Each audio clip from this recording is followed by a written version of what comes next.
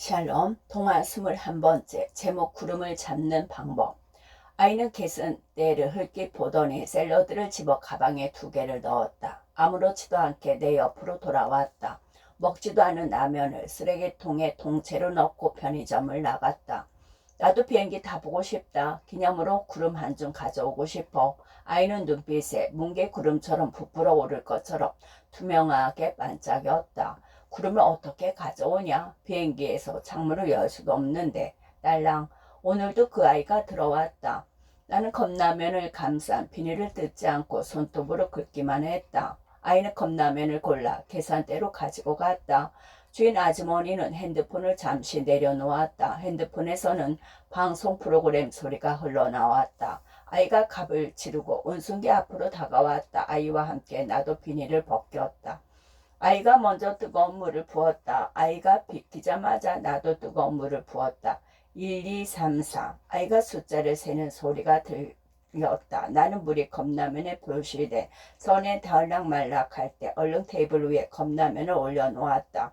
아무것도 하지 않고 기다리는 180초가 몹시 길었다.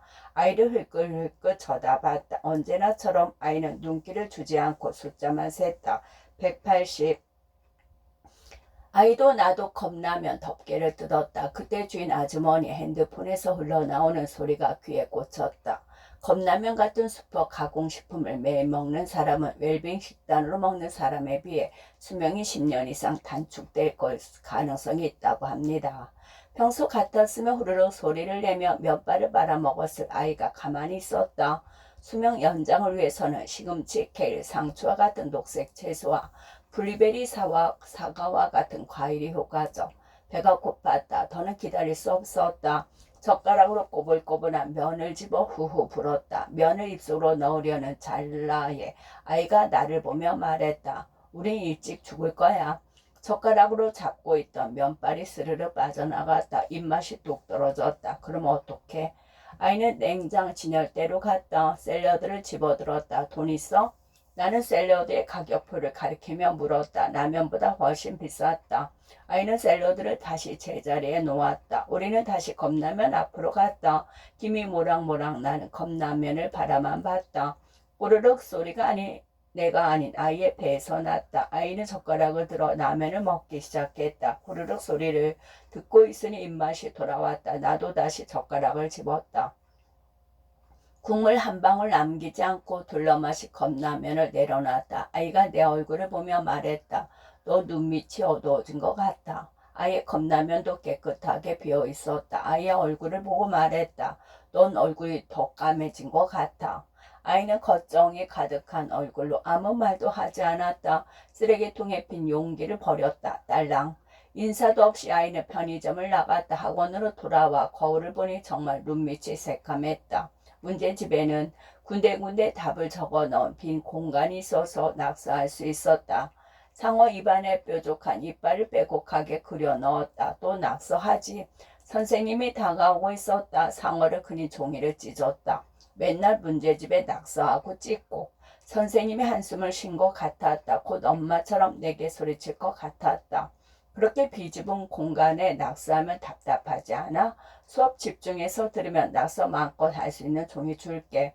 선생님이 하얀 종이를 들고 말했다. 웬일로 아이가 가방을 메고 먼저 편의점 앞에 와 있었다. 나를 보고서는 성큼성큼 다가와 물었다. 일찍 죽고 싶어?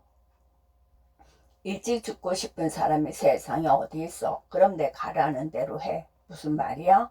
아이는 입술 위에 검지를 올렸다. 딸랑. 오늘도 아주머니는 핸드폰에 빠져서 우리를 쳐다보지도 않았다. 아이는 연인 때와 다름없이 컵라면을 골랐다. 내가 멀뚱히 쳐다보자 작은 목소리로 말했다. 평소대로 해. 무슨 꿍꿍인지는 몰랐지만 나도 컵라면을 고르고 계산했다. 평소와 다를 바 없었다. 우리는 라면에 물을 붓자 아이는 숫자를 180까지 셌다. 라면을 먹으려는데 아이가 컵라면을 밀어내며 고개를 저었다. 아이는 살금살금 냉장 진열대 앞으로 갔다. 까만 가방에 눈길을 끌었다. 아이는 계산대를 힐끗 보더니 샐러드를 집어 가방에 2개를 넣었다. 아무렇지 않게 내 옆으로 돌아왔다. 먹지도 않은 라면을 쓰레기통에 통째로 넣고 편의점을 나갔다. 나는 가만히 멈춰 있었다. 아주머니 힐끔 쳐다보았다. 여전히 핸드폰만 바라보고 있었다. 면발이 가득한 라면을 쓰레기통에 버렸다. 종종 걸음으로 편의점을 나왔다. 아이가 내 손목을 잡아챘다. 우리는 뛰기 시작했다. 앞만 바라봤다. 아무도 아무것도 보이지 않았다. 할 수만 있다면 이대로 마구 지구까지 뛰어가고 싶었다. 지구 바깥까지 뛰어가고 싶었다. 뛰일수록 발은 점점 느려졌지만 두근대는 심장 소리는 그대로였다. 편의점에서 한참 떨어진 공원으로 들어갔다. 나는 숨을 헐떡이며 말했다. 도둑질은 나빠, 알아. 그래도 일찍 죽는 것보다는 낫잖아. 아이의 말에 고개를 끄덕일 수 없었다. 도둑이 되는 것보다는 빨리 죽는 게 나을 것 같기도 했다. 아이는 가방에서 샐러드를 꺼냈다. 채소 위에 드레싱을 뿌리고 내게 건넸다. 받지 않자 내 입으로 가져갔다. 사각사각 소리를 들으니 군침이 돌았다. 아이가 다시 샐러드를 건넜을 때는 망설임 없이 받았다. 솔직히 라면이 더 맛있었다. 하지만 라면은 조금 지겨웠다. 방울토마토가 입안에서 툭 터질 때 수명이 1년은 늘어난 것 같았다. 입안이 시원하고 상쾌했다. 그늘을 만들어준 나무는 우리의 비밀을 지켜줄 것 같았다. 아이와 나는 매일 같은 시간에 편의점을 바꿔가며 만났다. 가장 싼 컵라면을 사고 샐러드나 샌드위치, 도시락을 훔쳤다. 공원 벤치에 도시락과 샐러드를 펼쳐놓았다. 아이는 제육볶음 양념을 입가에 묻히며 먹다가 물었다. 너도 급식카드 맘대로 못 써? 우리가 맨날 가는 편의점 문에도 급식카드 사용 가능이라고 적혀 있었다. 급식카드가 뭔데? 급식카드 몰라? 어린이가 밥 사 먹을 수 있는 카드. 급식카드 있으면 햄버거랑 떡볶이 사 먹을 수 있어. 완전 좋다. 어떻게 구해? 어른이 대신 신청해 줘야 해. 엄마나 아빠 없으면 할머니, 할아버지도 될걸? 머릿속에 떠다니던 떡볶이랑 햄버거가 물거품처럼 사라졌다. 우리 엄마는 절대 해줄 리 없어. 맨날 카드에 겨우 라면 사 먹을 돈만 넣어주는걸. 아이가 입을 크게 벌리고 말했다. 우리 아빠도 급식 카드에 라면 사 먹을 돈만 남겨줘. 급식 카드는 어린이가 밥 사 먹는 카드라며. 맞아. 그래서 아침마다 아빠가 먹을 햄버거랑 간식 사러 같이 가. 넌 안 먹고? 응, 난 아빠랑 같이 있을 땐 투명 인간이거든. 아이가 양상추를 아삭아삭 씹어 먹었다. 도시락은 데우지 않아서 차가웠다. 제육볶음을 몇 번 씹으니 조금 따뜻해졌다. 원래는 점심만 먹고 헤어졌는데 웬일로 아이가 놀이터에서 놀자고 했다. 안 돼, 학원 가야 해. 안 가면 안 돼? 응, 그럼 컵라면 사 먹을 돈도 안 줄지 몰라. 학원이랑 컵라면이랑 무슨 상관이야? 엄마가 난 밥 먹을 자격 없다고 했어. 공부 못해서. 엄마네 학원에서 가르치기도 창피하대. 그래서 방학하자마자 다른 동네 학원으로 보내버렸어. 학원 빠지면 아무도 날 찾을 수 없는 곳으로 보내버릴지도 몰라. 엄마가 학원 선생님이야? 원장 선생님? 그럼 부자 아니야? 반짝이는 물건이 많은 걸 보면 그런 것 같기도 해. 부자면서 너한테는 컵라면 값만 주다니 너희 엄마 진짜 나쁘다. 너희 아빠도 나빠. 급식카드를 다 써버리잖아. 아이가 아무 대답도 하지 않았다. 나도 아무 말도 안 했다. 아이가 학원까지 데려다 주겠다고 했다. 가는 길에 버스 정류장이 있었다. 여기서 101번 버스를 타고 8 정거장 가면 우리 집이야. 아이가 물었다. 버스 혼자 타고 다녀? 응. 대단해. 난 아직 한 번도 혼자 버스 타본 적 없어. 학원에 거의 다 왔을 때 아이가 새삼스럽게 물었다. 너 돈 없지? 당연히 없지. 아까 편의점에서 썼잖아. 왜 그러는데? 아이가 작은 목소리로 대답했다. 케이크가 먹고 싶어서. 내일 먹자. 편의점에 조각 케이크 팔잖아. 대신 훔친 거 하나 빼야 해. 한꺼번에 많이 사라지면 의심할 수도 있어. 오늘 먹어야 하는데. 아이는 발로 바닥을 비볐다. 오늘따라 이상해서 가만히 쳐다보는데 아이가 말했다. 오늘 내 생일이란 말이야. 왜 그걸 지금 말해? 아까 편의점 가기 전에 말했어야지. 아이의 얼굴이 어두워졌다. 괜히 미안한 마음이 들었다. 아무것도 사지 않고 케이크를 훔쳐서 나오면 걸릴 것 같았다. 돈을 구해야 했다. 우리는 놀이터에서 다시 만나기로 하고 헤어졌다. 학원에서 애들한테 돈을 빌려달라고 했다. 모두 카드를 사용해서 현금은 없다고 했다. 남은 사람은 선생님뿐이었다. 선생님한테 솔직하게 말했다. 친구 생일인데 케이크 살 돈이 없다고. 선생님이 아무 말 없이 쳐다봤다. 엄마는 화를 내기 전에 나를 째려보곤 했다. 교실을 나가려는데 선생님이 나를 붙잡았다. 빌려주는 거 아니고 그냥 주는 거야. 친구랑 생일 파티 즐겁게 해. 가만히 있자. 선생님이 손에 돈을 쥐어주었다. 놀이터로 달려갔다. 아이는 땡볕 아래에서 하늘을 보고 있었다. 비행기가 날아가고 있었다. 내가 앞으로 가도 아이는 고개를 내리지 않았다. 아이의 발을 젓는데도 그대로였다. 나도 비행기 타보고 싶다. 기념으로 구름 한 점 가져오고 싶어. 아이의 눈빛에 뭉게 구름처럼 부풀어 오를 것처럼 투명하게 반짝였다. 구름을 어떻게 가져오냐? 비행기에서 창문을 열 수도 없는데. 비눗방울 터지듯 아이의 눈빛이 금세 흐려졌다. 그제야 아이는 케이크를 들고 있는 나를 봤다. 눈이 다시 반짝였다. 와.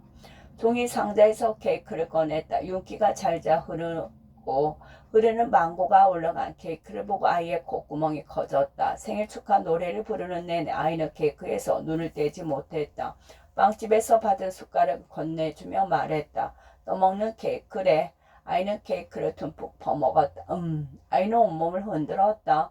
숟가락으로 케이크를 뜯어 말고 물었다. 넌 왜 안 먹어?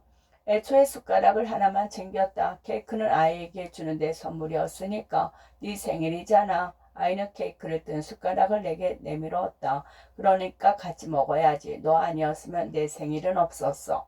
숟가락을 입으로 가져갔다. 망고 케이크는 달콤하고 부드러웠다. 한 조각 케이크는 별똥별처럼 순식간에 사라졌다. 아이는 고개를 들고 다시 하늘을 봤다. 손가락으로 하늘을 가리키며 말했다. 내가 갖고 싶은 구름이 벌써 저만큼 멀어졌어. 많고 많은 구름 중에 왜 저 구름이야? 아이는 한참 생각했다. 좋아하는 이유를 모르는 것 같았다. 그 사이 구름은 더 멀어졌다. 아이는 양손을 입술 사이에 모으고 하늘에 대고 말했다. 곱슬곱슬해서 꼭 구름에게 말하는 작별 인사 같았다. 구름을 쫓는 아이의 눈빛에는 아쉬움이 가득했다. 파마 머리도 아니고 곱슬곱슬이 뭐야? 왜요? 왜 감옥에 가요? 도둑은 내 친구 아빠예요. 급식 카드를 훔쳤다고요. 감옥에 갈 사람은 내 친구가 아니라 그의 아빠예요. 비행기 말고 버스 타고 왔는데 구름 한 점을 잡았어. 그걸 어떻게 하려고? 아이는 빗물을 꿀꺽꿀꺽 삼켰다. 나는 놀이터 주변에서 나뭇가지를 주워왔다. 흙 위에 생긴 아이의 그림자 위에 낙서를 했다. 구름 머리를 그려주고 손에는 구름이 달린 요술봉을 쥐어주었다. 마지막으로 발 아래 구름을 그려주었다. 아주 복슬복슬한 구름을 아이가 두 발로 굴렀다. 대단해. 넌 마법사야. 마법사는 무슨 그냥 낙서야. 아이는 구름을 볼 때마다 듣던 얼굴로 말했다. 너한테 받고 싶은 선물이 있어. 케이크가 선물이 될 수는 없어? 응, 같이 먹었잖아. 아이는 벌써 흡족한 표정을 지었다. 엄청난 도둑질을 해야 할 것만 같았다. 이런 줄 알고 난 안 먹겠다고 했잖아. 네가 그린 그림이 갖고 싶어. 아이는 활짝 웃으며 말했다.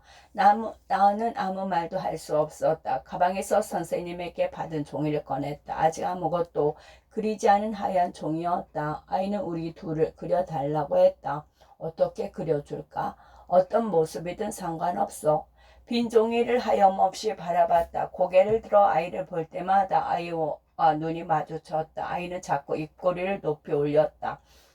하늘도 고개를 들어 구름을 봤다. 아이가 갖고 싶다는 한 구름은 더 멀어져 있었다. 고개를 내리자 아이와 눈이 마주칠 수 없었다. 아이도 하늘을 보고 있었다. 아마 구름을 보고 있을 거다. 바다 같은 하늘을 그렸다. 우리는 각자 구름으로 만든 튜브를 끼고 헤엄을 쳤다. 우리의 튜브는 구불구불한 줄로 이어져 있었다. 아이는 그림을 보고 웃지 않았다. 마음에 들지 않아? 아이의 입술이 서서히 벌어졌다. 너무너무 마음에 들어. 최고의 생일 선물이야. 아이가 그림을 가슴에 포개었다. 아직 안 끝났어. 집에 가서 색칠해서 줄게. 아이는 두 손으로 그림을 내밀었다. 내일 꼭 줘야 해. 집에 가자마자 방문을 잠그고 색칠을 했다. 색연필을 놓고 완성한 그림을 봤다. 아이가 완성된 그림을 보고 뭐라고 할지 기대가 됐다. 아이를 보자마자 그림을 달라고 했다. 나는 편의점에 들어가며 말했다. 밥 먹고 줄게. 도시락을 챙기고 있을 때였다. 너희 딱 걸렸어. 뒤를 돌아보니 주인 아주머니가 발장을 끼고 있었다. 한두 번 아니지. 지난주에도 도시락 없어졌는데 너희 짓이지. 아주머니는 부모님 전화번호를 대라고 했다. 우리는 번호를 부르고 꼼짝없이 아주머니 옆에 서 있었다. 아이가 덜덜 떠는 내 손을 잡아주었다. 1시간 뒤에 엄마가 편의점으로 들어왔다. 나를 흘겨보고는 아주머니에게 흰 봉투를 건넸다. 죄송해서 두둑하게 넣었어요. 아이가 어려서 뭘 모르고 한 일이니까 너그럽게 용서해 주세요. 아주머니는 봉투를 들여다보고는 아이를 가리키며 물었다. 저희 아빠 알아요? 아빠랑 둘이 산다는데 전화해서 제 새끼가 도둑질 했다는데 뚝 끊어버리던데요. 다시 전화해도 받지도 않고 모르는 애예요. 저희 집은 이 동네 아니거든요. 우리 애는 도둑질 해가 아닌데 아무래도 저희가 부추겼나 봐요. 엄마는 내 손을 잡고 편의점을 나갔다. 뒤를 돌아보니 아이는 여전히 편의점 안에 서 있었다. 아이와 멀어질수록 아이가 떨고 있는 것처럼 느껴졌다. 제발 학원에서 얌전히 공부 좀 해. 너 때문에 내가 무슨 망신이니? 엄마에게 잡힌 손이 아팠다. 동네 창피해서 옆 동네로 보냈더니 도둑질을 해. 도대체 뭐가 되려고 그러니? 손이 부서질 것 같았다. 아까 걔가 너한테 도둑질 하자고 했지. 어린애가 어디서 못된 짓을 배워와서 다른 애까지 끌어들여. 걸음을 멈추고 싶었다. 목이 따끔거렸다. 애초에 왜 저랑 애랑 어울려서 이 사다를 내니? 저러다가 감옥에 갇히는 거야. 아무리 엄마라고 해도 더는 참을 수 없었다. 나는 멈춰서서 엄마의 손을 뿌리치고 말했다. 왜요? 왜요? 감옥에 가요. 도둑은 내 친구 아빠예요. 급식 카드를 훔쳤다고요. 감옥에 갈 사람은 내 친구가 아니라 그의 아빠예요. 뒤를 돌아 뛰었다. 편의점으로 들어갔다. 같은 자리에 우뚝 서 있는 아이의 손을 잡았다. 아이를 끌고 편의점을 나왔다. 앞만 보고 뛰었다. 멈추지 않고 뛰었다. 숨이 너무 차. 아이가 말했을 때 멈춰섰고 함께 숨을 골랐다. 나는 아이에게 물었다. 어디로 가야 하지? 어디든 상관없어. 아무도 우리를 찾지 못하는 곳으로 가고 싶었다. 하지만 그곳이 어딘지 몰라서 앞으로 걷기만 했다. 꽤 긴 시간을 걷고 또 걸어서 멀리 온 줄 알았는데 엄마가 경찰차를 타고 나타났다. 아이와 함께 도망가려 했지만 금세 잡혔다. 경찰차를 탄 아이의 몸이 떨렸다. 나는 경찰관에게 말했다. 아이 아빠가 아이의 급식카드를 빼앗았다고. 엄마가 눈을 부릅뜨고 말했다. 네가 사라져서 찾으러 온 것뿐이야.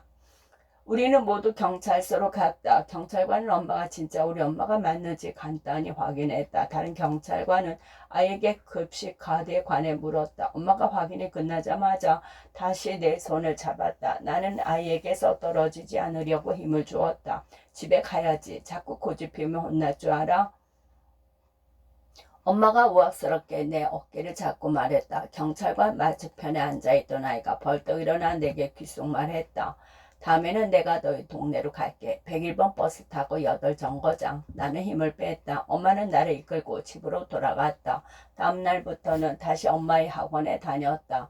점심은 엄마와 함께 학원에서 배달 음식을 먹었다. 엄마는 나를 하루 종일 학원에서 나가지 못하게 했다. 엄마가 수업하러 들어가면 나는 빈 교실에 혼자 있었다. 창문으로 보이는 버스 정류장만 종일 쳐다봤다. 비가 가늘게 떨어지고 있었다. 101번 버스가 멈춰 섰다. 한 아이가 내렸다. 턱을 개고 있다가 와락 일어섰다. 교실을 박차고 뛰어갔다. 엄마한테 혼난다고 해도 상관없었다.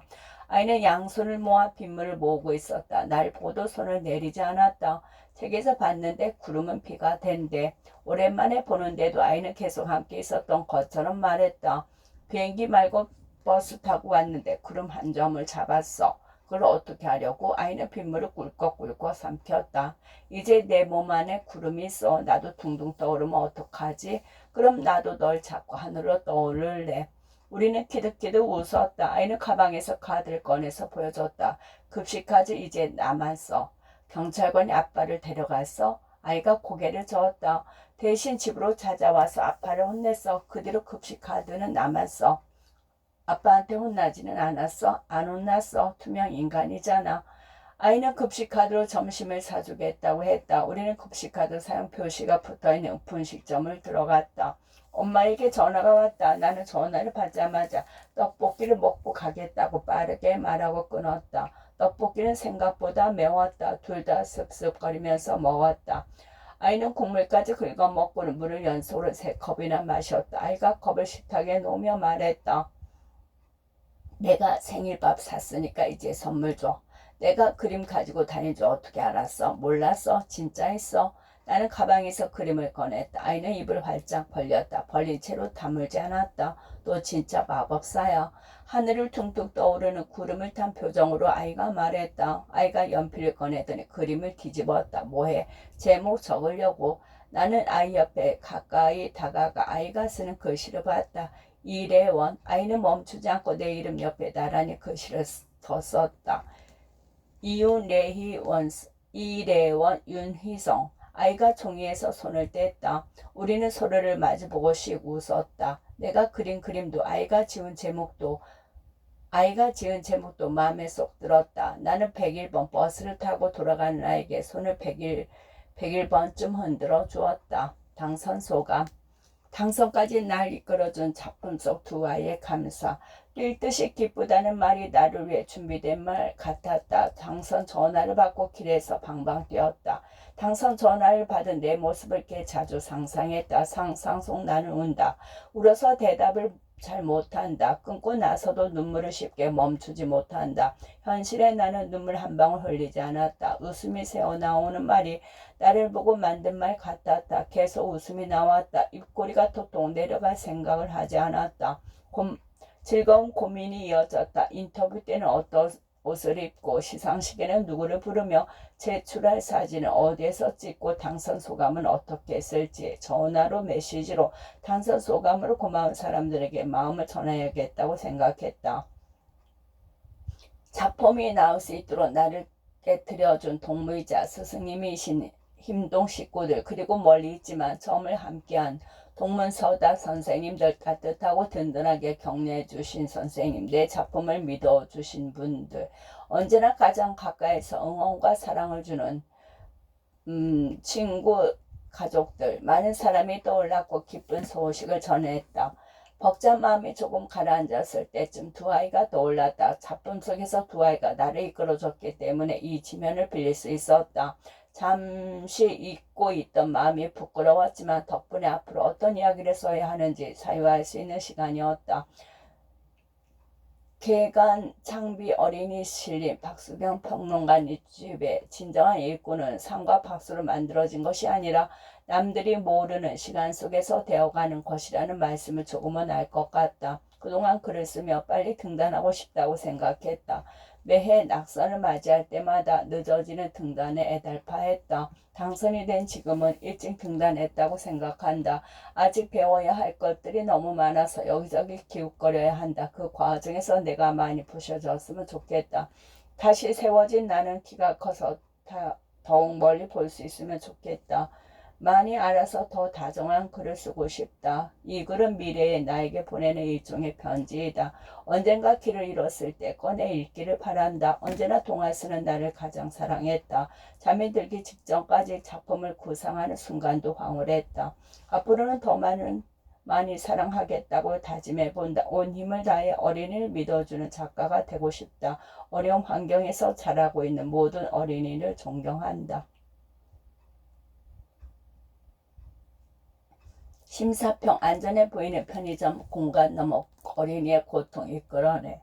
어린이가 사는 세상은 어른이 사는 세상과 같은 곳이다. 주면 똑같이 춥고 어두워지면 거리가 캄캄해지는 것 같다. 어린이도 아픔을 감추고 사랑스러운 사람이 되고자 애쓰면서 충실하게 하루를 산다. 그러나 아직 서투르기 때문에 그 행동이 어긋난 곳을 향하거나 우스꽝스러운 모양이 돼버리기도 한다. 어른들은 어린이가 저지른 잘못의 파장에 놀라지만 들여다보면 그 안에 어지럽게 조각나버린 어른들의 문제가 가라앉아 있는 경우가 적지 않다. 동화는 이런 정황을 어린이의 눈으로 보고 그들의 결심을 담은 문학이다. 작년보다 SF 또는 판타지 응모작이 줄었다. 다소 거칠지만 어린이의 손을 꼭 잡고 같이 걷는 현실적인 작품들이 눈에 띄었다. 심사위원들 중 그중에서 3편을 두고 최종적인 의견을 나누었다. 숲의 정령은 제주 곧잘 왕이 배경이 모험 이야기다. 순간 죽음과 보온에 대한 서사이지만 이 작품의 진짜 매력은 어린이의 용기를 응원하고 크고 작은 생명들을 밀도 높게 그려낸 것에 있다. 안정적인 문장으로 긴장을 끝까지 끌고 간다. 아쉬움이 있다면 메시지로 정리하는 결말이다. 지금까지의 두근거림이 딱딱한 말에 부딪혀 떨어진다. 모험은 모험으로 두었을 때 여운이 길다. 고민 해결 기계는 사건 전개에 리듬감이 돋보이는 밝은 동화다. 세계가 짐작보다 허술하다는 사실이 우리를 편안한 웃음으로 이끈다. 친구 관계는 어려운 과제이지만 의외의 풀이법도 있다는 걸 보여준다. 다만 이야기의 무게중심이 안 보이는 점이 아쉬웠다. 인물들이 웃고 있어도 깊게 갈등할 수 있다. 구름을 잡는 방법은 어린이의 도벽이라는 예민한 문제를 다룬다. 요즘 어린이들에게 친숙한 공간인 편의점이 배경이다. 급식 카드 사용이나 편의점의 우정을 다룬 동화들이 여러 편 있지만 이 작품은 매끈하고 안전해 보이는 편의점 공간 너머까지 나아가 어린이들의 고통을 끌어내는 점이 인상 깊었다.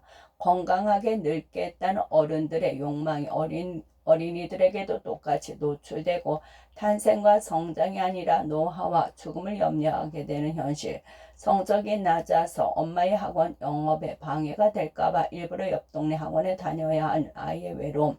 아이 몫의 복지 혜택을 강탈하는 아버지 등 어린이들을 둘러싼 난폭한 세계가 촘촘히 재현되어 있다. 두 아이의 우정은 범죄로 이어지지만 내용적으로는 연대에 가깝다. 독자에게 겹겹의 윤리적 갈등을 남기는 작품이다.